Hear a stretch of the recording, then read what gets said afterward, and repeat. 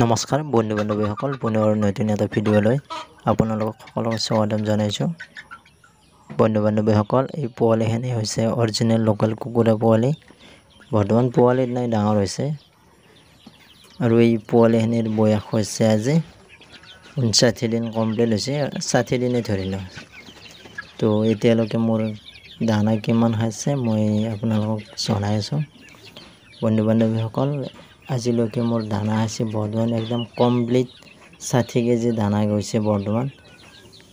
আৰু ইহঁতক মই মেডিচিন হিচাপত বেলেগ একো দিয়া নাই। সৰু অৱস্থাত ইহঁতক মই লেকচিন পাউডাৰটো ব্যৱহাৰ কৰিছোঁ 3 দিন, তাৰপিছত ভিমাৰেল আৰু অষ্টবেড দি আছোঁ আৰু এক সপ্তাহৰ মাজে মাজে মই টেট্ৰাচাইক্লিন পাউডাৰটো সেই ব্যৱহাৰ কৰিছোঁ এবাৰকৈ।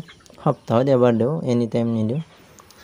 আৰু অষ্টবেড আৰু ভিমাৰেল এই কেলছিয়ামটো মই ডেইলি 1 খোপাকৈ বা 10 ml কৈ দি আছোঁ পানীৰ লগত মিহলাই। বেলেগ ইয়াত মই একো মেডিচিন ইউজ কৰা নাই। আৰু মই ইহঁতক 2টা ভেকচিন কৰিছোঁ। ইয়াৰ উপৰিও মই বেলেগ মেডিচিন একো ব্যৱহাৰ কৰা নাই। ওজন বঢ়াৰ কাৰণে একো ব্যৱহাৰ কৰা নাই। মানে ভিমাৰেল আৰু অষ্টবেডটোৱে ডেইলি দিছোঁ ৰাতি ৰাতি। আৰু ইয়াৰ নামত মোৰ খৰচ হৈছিল চাউল প্ৰায় 40 কিলোমান চাউল গৈছে বৰ্তমান। আৰু যিটো ধানৰ ভুচি বুলি কয়, সেই ধানৰ ভুচিটো কমচে কম বেছি যোৱা নাই, কাৰণ অলপ অলপ মিহলাই দিছোঁ ধৰ ভাতৰ লগত।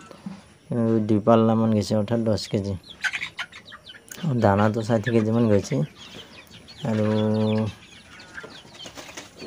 লাইট বিলত অলপ খৰচ হৈছে, কমচে কম 200-300 মান খৰচ হৈছে।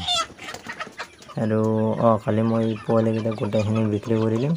তো অহাকালি ইয়াৰ সঠিক হিচাপটো মই আপোনালোকক জনাম, কিমান খাইছিল, কিমান টকা খৰচ হৈছিল আৰু কিমান প্ৰফিট হ'ল, কিমান ওজন হ'ল। এতিয়া 600, 700, 800 গ্ৰাম হৈছে বৰ্তমান।